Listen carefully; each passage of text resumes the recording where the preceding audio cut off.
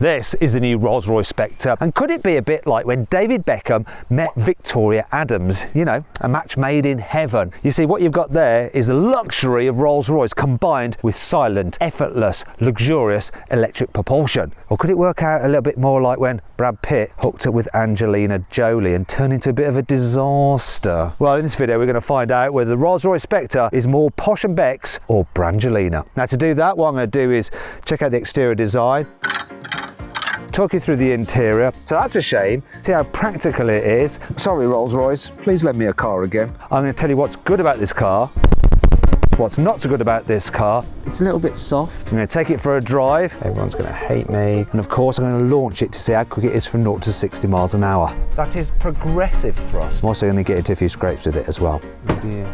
I'm Matt Watson, and you're watching Car Wow. Let's start this video by talking about the design of the Rolls-Royce Spectre. It's a wide car, but they haven't overdone it with design features. Very simplistic, very elegant. I really like the look of these protruding tail lights. Less keen on the fact that they have condensation in them. Let's see if the other one does as well. Oh dear, let's move on around the side quick. Anyhow, got to say, this aubergine paint looks amazing, although it wouldn't be everyone's cup of tea. I like it though. I like the big wheels as well. They start at 22 inches. These are the 23s, and I love Rolls-Royce's fixed center cap, so they actually stay upright when the car is driving along. Now just check it out in side profile. It looks beautiful and huge. It measures 5.5 meters long, and I love the coach line. So this is painted by a human, by hand. And just check this out, That lines up perfectly, absolutely perfectly.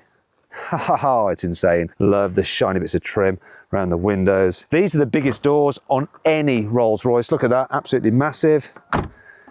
And if you want, you can have this silver bonnet. It's quite nice with the silver bonnet. At the front here, you have the daytime running lights on top, the main headlight unit below. I think that was a design feature that was first started on the Citroen Picasso MPV, but it looks really good on this Rolls. And you've got the widest grille of any Rolls-Royce, and oh yes, that's actually hurting my fingers because that's real authentic metal, not like a fake metal grille that you get on a Bentley. Ugh. What is fake though is this. You don't need that grille. Look, Car Wow sticker truth. I'll just put it in there quite gingerly. There we go. Look, it's blanked out behind there. The grille isn't grilling. The actual cooling of the battery and stuff is done through some vents in there which can open and close when the batteries need cooling. Speaking of which, it's absolutely huge, the battery pack on this car. Weighs in at over 700 kilos, which means that even though this is like a coupe Rolls-Royce, it's almost 250 kilograms heavier than the massive Rolls-Royce Phantom 4-seater limousine. It's also got a very massive charging port flap. And I would have thought that maybe it would have been like electrically operated rather than having to operate it by hand to open it. Anyway, that brings me on to the battery itself. The Spectre has a usable battery capacity of 102 kilowatt hours, and according to Rolls-Royce, that's good enough for a range of 329 miles. But I wanted to test that out for myself, so I fully charged the car, and the trick computer said that will give me a range of 271 miles. Anyway, I embarked on my journey, and it took me 261 miles, and I still had 11 miles of range remaining, which meant a total possible of 272 miles on a full charge. So it means that trick computer is pretty accurate, and that I achieved 83% of Rolls-Royce's claimed range. However, things aren't that simple with these electric cars. You see, while the trick computer may get to a point where it says you're out of range with no miles remaining, you do often have about 10 or so extra miles available as a safety net. So if I was to include those, you could say this car will do over like 280 miles on a full charge before it will conk out. And in fact, when you look at my average energy consumption of 2.8 miles per kilowatt hour, multiply that up by the battery of 102 kilowatt hours, then you're looking at a real world possible range of about 286 miles. And interestingly, the trick computer is now saying 291 miles on a full charge. Also, I should point out that most of my miles were done at motorway speeds where electric cars aren't that efficient. So it's not completely implausible that this car should be able to break the 300 mile mark if you're very, very careful when driving it. Welcome to the inside of the Rolls-Royce Spectre, and the first thing I want to show you is this. The car is the very first Rolls-Royce to have fully digital dials, but I think they've done them in a very sympathetic way. That looks lovely, doesn't it? Now you've got a main infotainment screen here, which is based on the BMW system. It's reasonably easy to navigate, so it's absolutely fine. And then moving over here, there's something you don't get on a BMW, and it's the special Spectre graphic here, and like this kind of like galaxy thing going on. Now this isn't painted on. These are loads of little holes that are like punched through some wood, and behind there you have some lights, so it's actually illuminated, that is. Insane. Tell you what's also insane, look at this. That's solid metal. The air vents feel so expensive. So do all the switches and buttons. Oh yeah, that's satisfying. Everything feels really nice to move and to touch. Wait a minute, what's that? Apart from that, oh no, what's going on there? So that's a shame. So this is a real cheap feeling bit of plastic, the kind of thing you'd expect to find on something like a Dacia, not a Rolls-Royce. They've tried to cover it up a bit by putting leather on the stalk and stitching it. It doesn't really work because you don't touch that part, you touch that part, and actually the leather makes it look like something a little bit rude that I'm not going to mention. Notice another cheap feeling bit of material in here, and it's a vanity mirror. Everything else is just lovely, like the diffuse light from there, this, the grab handles, the lighting area up here, everything else that you touch, it's just so gorgeous and special feeling. I mean, I love it. I love the door handles up here and like the metal strip that you get. And you just touch that as you reach in the door handle, and it just adds a feeling of luxury quality to this car. One thing I find quite weird though is that you sit really quite low in it. Makes me feel short because the dash is quite tall and quite bluff, upright. Now you can of course jack up your seat quite a long way. I thought that the actual electric motors in the seats would be a bit quieter, seeing as this is a Rolls-Royce. Let me just check the windows. That's better. That's quiet. The electric window motor is definitely quiet. Yeah, I like that. You can also move the steering wheel, of course. That's not so quiet either, is it? Oh well, let's check out storage spaces. Oh yeah, this is all lined with felt, so it feels nice. You've got wireless charging there, USB-Cs and 12-volt socket edge down there. There's a little place here for your keys. You've got the controller there for the infotainment system if you'd rather rotate and push rather than touchy on the screen. Back to the storage, you've got your cup holders there. And just look at the damping on this. Oh, that feels so solid and expensive. Really, really nice. Let's just check out the glove box. Oh, nicely damped as well. It's not the biggest, but it's large enough. Oh, let me just have another go at that. As for the door bins, well, they're not the largest. I do have a bottle in here, and let me just see if I can get a larger bottle, because Rolls-Royce drivers still want to drink. There we go, look, you can fit a large bottle in there. I'll take it all back. Decent size.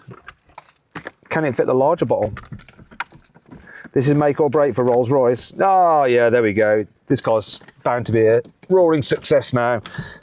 Potential customers have breathed a sigh of relief. There is one problem I actually find with these door bins, and you probably noticed it then, that they go back a little way. So there's been a few times that I've been out in this car and I've like looked down there and goes, is my wallet in there? No, it's not. And I got out the car, then I realised my wallet isn't with me, so then I have to come back and just check down back there. Look, let me show you. Look, phone.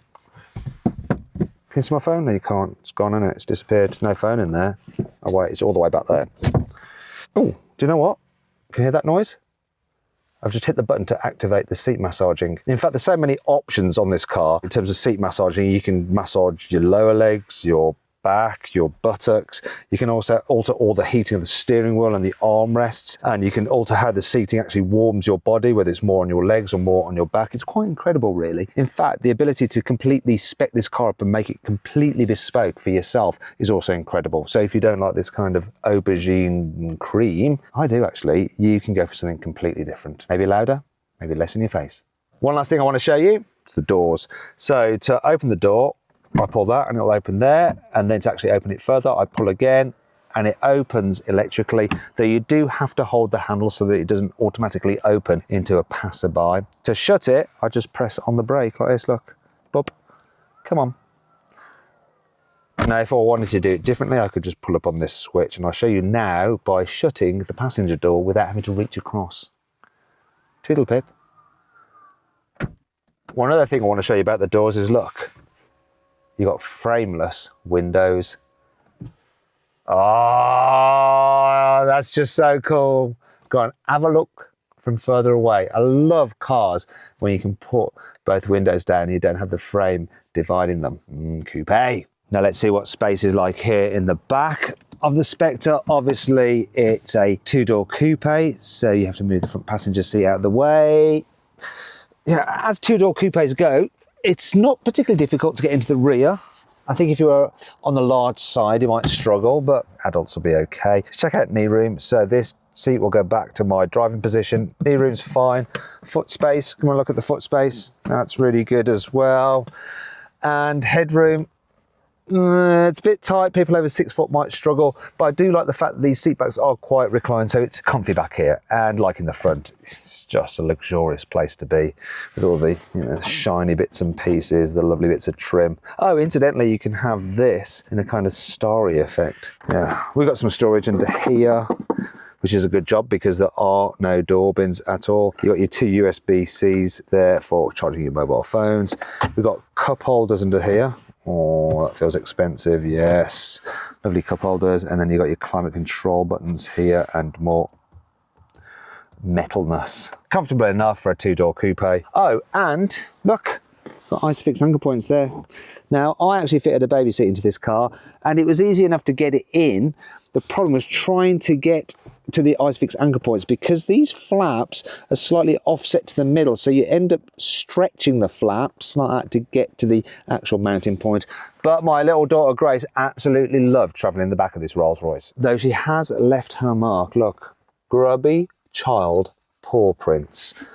I think that if she was a bit older, she might have got on her mother's nerves a bit by pressing this button here. Really handy for adults, but children might use it to just alter the seating position of their parents like that. Right, there you go. You know that's going to happen. Now let's check out the boot. You have 380 litres of space. And to put that into context, a Volkswagen Golf's boot is the same size. Now obviously with the Volkswagen Golf, you have the added practicality of being able to fold the seats down, which you can't in here. Still, you do have it lined with lovely carpet.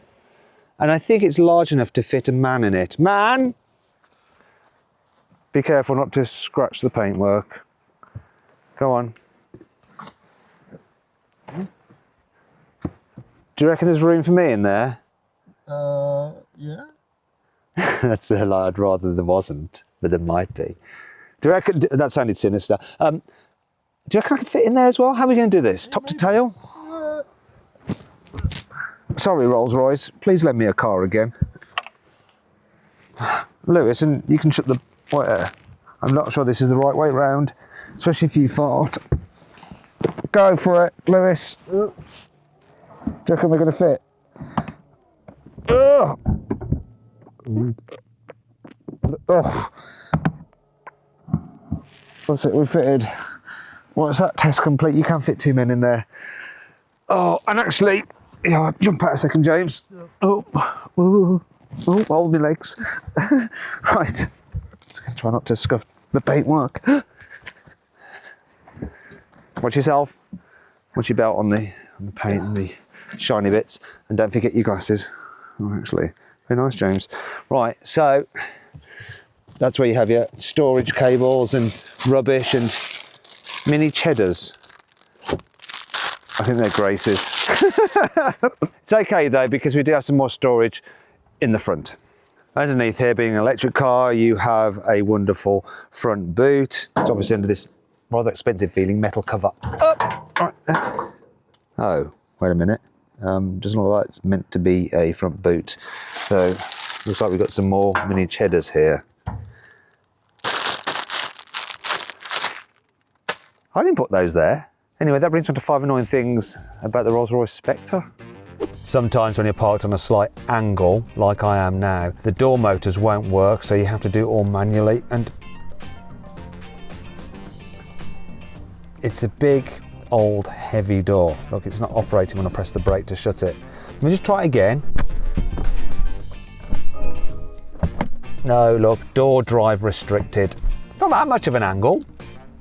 The climate control system in this car is a little bit quaint, but you could say it's antiquated, because rather than setting an exact temperature and the car just gets the car to that temperature for you, you have this dial here, so hotter or colder. Now in the front they're split, so you can mix and match the temperature for the upper part of the car and the lower part. The only thing is though, it doesn't actually work that well. If you have like upper hot and lower cold, you never really get the top half hot and the top half cold. Likewise the other way around. If you really want it very hot or very cold, you do have to slide them both together. I mean, I should be thankful that we don't have buttons all hidden in the menu on the screen, but it just doesn't work that well for me. And then there's the blower fan speed, because yes, I know they probably want diffuse air in a Rolls-Royce, but yeah, look at that. It's a little bit soft. Sometimes you just want to be blown hard, and this car won't do it for you. Rolls-Royces are all about luxury and comfort and going that extra mile to make their car seem more refined than any other normal vehicle. Yet they somehow haven't managed to fix the creaky brakes that you get on many electric cars, especially from the rear brakes. Have a listen to this. It does it just the same as the cheapest electric car.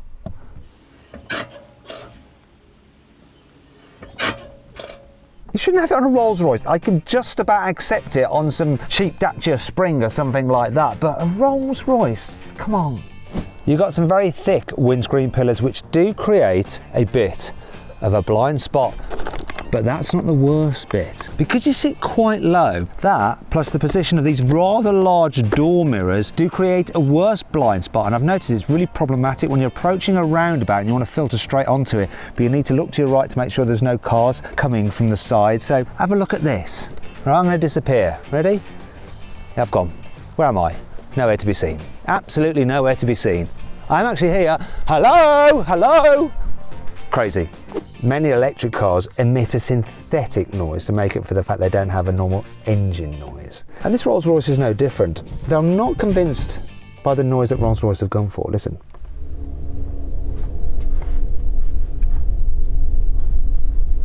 It's the kind of noise that they use in thriller movies just before something bad is about to happen. So it sort of makes you feel a bit tense, which is the exact opposite of what a Rolls-Royce should be about. At least you can turn it off by pressing a button on here. And that brings me on to 5 good things about this car, because there are some noises I do like, such as this, the indicator click.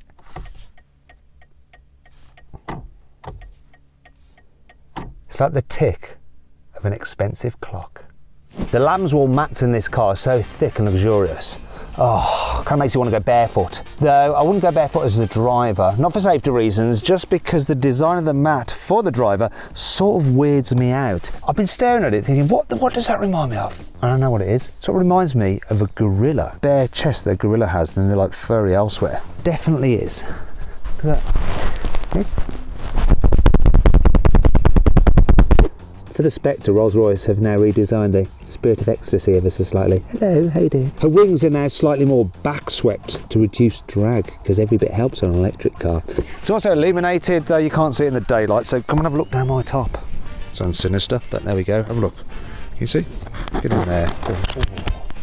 Oh, it's a bit rude, isn't it? Oh, get out, you filthy bugger.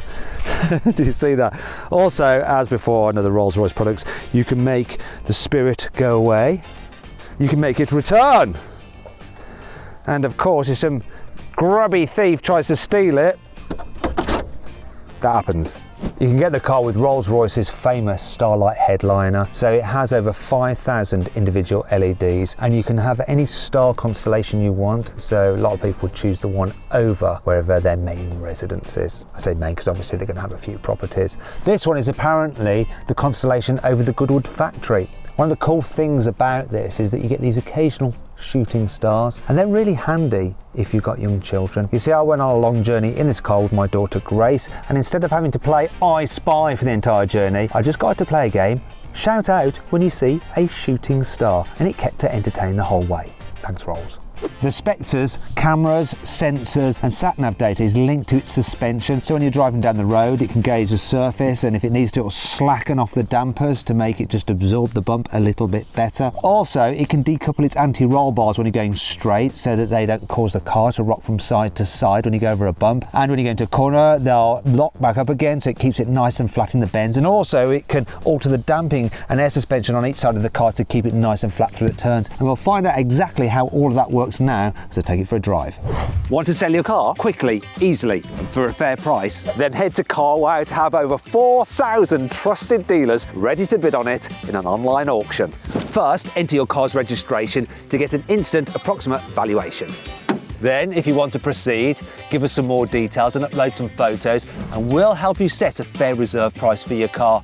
That's the minimum amount you'd be happy to sell it for. Once you've done that, we'll enter your car into an online auction. When the auction's over, we'll let you know the result, and the dealer with the winning bid will be in touch to arrange easy payment and free collection of your car. 93% of sellers surveyed said they got the price they expected or more through CarWow. The best bit is, it's completely free! I put a link in the description of this video and the pinned comment to take you directly to CarWow, where over 4,000 dealers are ready to bid on your car. Or you can just click on the pop-out banner that should be appearing in the top right-hand corner of the screen now. Alternatively, just Google "Help Me CarWow" and we will help you sell your car quickly, easily, and for a fair price. On with the video. One of the problems with driving something like this Rolls-Royce around smaller villages is the sheer width of it. So it's over 2 meters, excluding the door mirrors, so people do have to pull over to get out of your way. Let me just bring up the cameras because I do not want to scrape. Oh, this is not good. I'm not enjoying this. You sit quite low as well, so the view out and knowing where the corners of the car are is a little bit tricky. Okay. Well, I do think I've got away with that by not having too many cars coming in the other direction.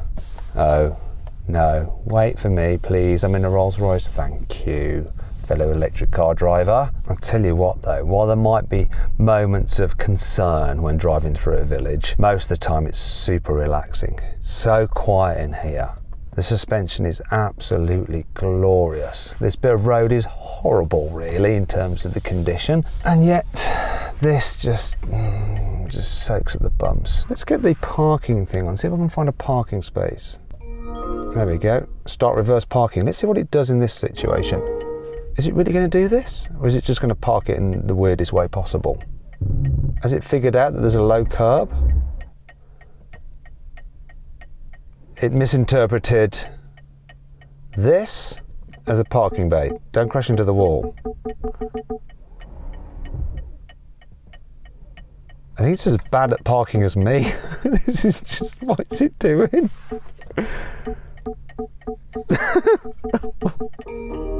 Yay! That's perfectly fine. I think I better get out of this space because I'm sort of blocking the road. To be fair, on this Rolls-Royce, it did spot that as a bay park, even though it wasn't one, and I did select for it to go into the bay. So my fault, not really the cars. Oh, hello, we've got bay parking here.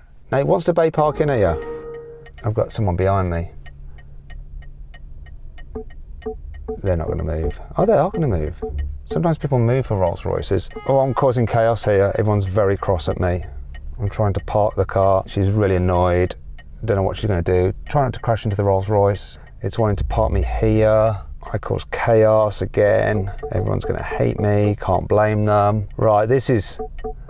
Oh, he's not happy. I don't really know if this is a good idea. Once again, I chose to do that. It selected a space. It wasn't the right space. I mean, I guess I can sort of park here. Let's just get out of here. So the length of this thing does affect the manoeuvrability. Even though I have rear axle steering, it's not easy to do a U-turn in a car this size. I'd normally do it here, but I'm kind of a bit scuppered by this van. So let's just try it up there. So the turning circle's 12.7 meters. Let's see if we can get around here. Definitely using my cameras. Will I get back round again? Absolutely no blooming chance. I'm doing all the wrong maneuvers here.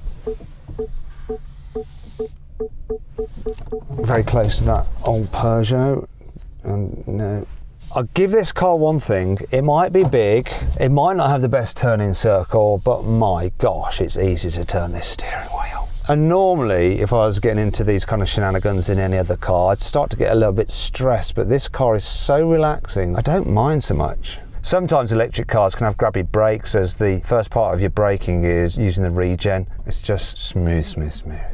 One of the key problems with this car is parking it in a parking bay because it's rather huge. Can I even get in here? I think I can. Now I'm staying quite a bit away from that curb because I don't want to curb it, obviously. But then I think the issue I'm going to have is if someone gets out of that vehicle, they're going to dig my door. And if I try and get out of this, oh dear, I've dinged their door. You literally can't get out. And the way the door system works makes it hard. You can't like put your hand around it to get to it. So what you have to do is be a little bit selfish. Everyone's going to hate on you. I guess you've got to do what you got to do when you've got a car as expensive as this and paintwork that will be quite expensive to repair. Fortunately, it wasn't the paint that hit the door of that Land Cruiser. The Land Cruiser's ass, so don't worry about it. It was this part here. No marks on that. Another great facet of this car is its ability to just deal with speed humps. Not a problem. If I didn't see it, I wouldn't know it was there.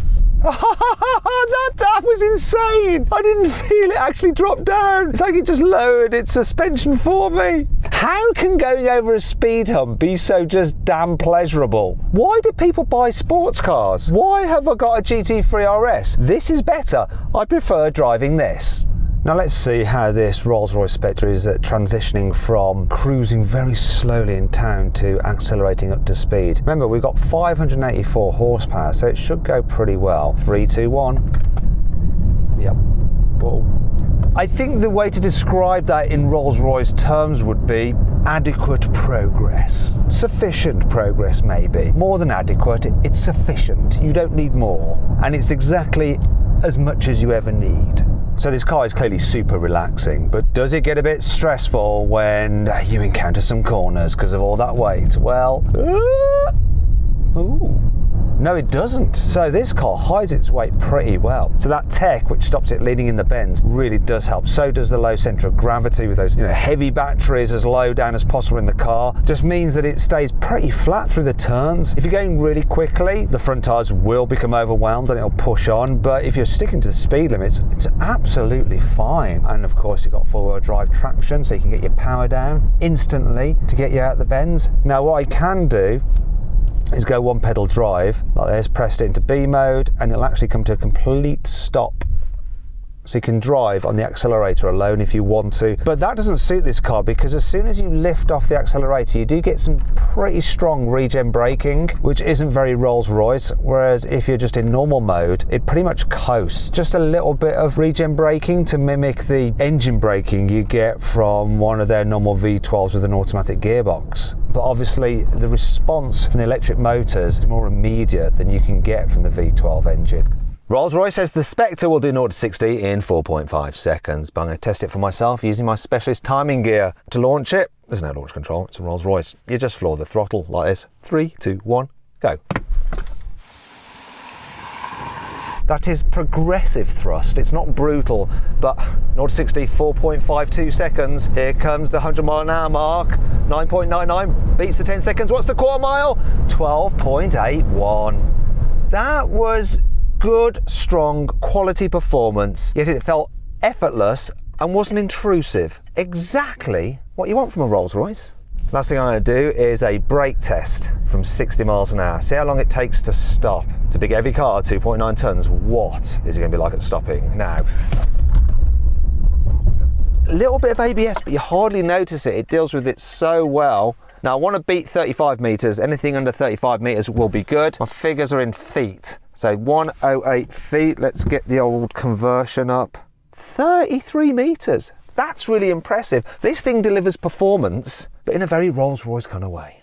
Well, I do think that being electric makes the Spectre quieter and smoother. You've got to remember that this is a luxury item, and a bit like a watch with a proper mechanical movement is a luxury good. I kind of think that the V12 engines just feel a bit more luxurious. Reason being, you can just appreciate the engineering that goes into them. No one else can make an engine as smooth as Rolls-Royce's V12. I mean, you can rev it with a coin on it and it won't even fall over. It's insane. Whereas making an electric motor quiet and smooth, anyone can do it. It's not so special.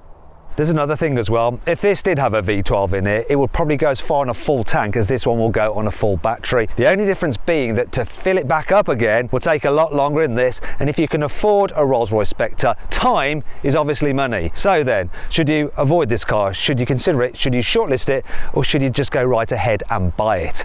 Well, I almost want to say go right ahead and buy it, because I absolutely love it, but I'd love it even more if it had a V12 engine. So for me, it's actually not my favourite Rolls-Royce. I hope you all enjoyed the video. If you did, give it a like. Let me know what you think of it in the comments below. If you want to watch some more videos, I've picked a couple out for you there I think you'll like. Just click on those windows to watch them. Or if you haven't done so already, make sure you subscribe to this channel. You can do that just by hitting the Carwow logo there. Simple.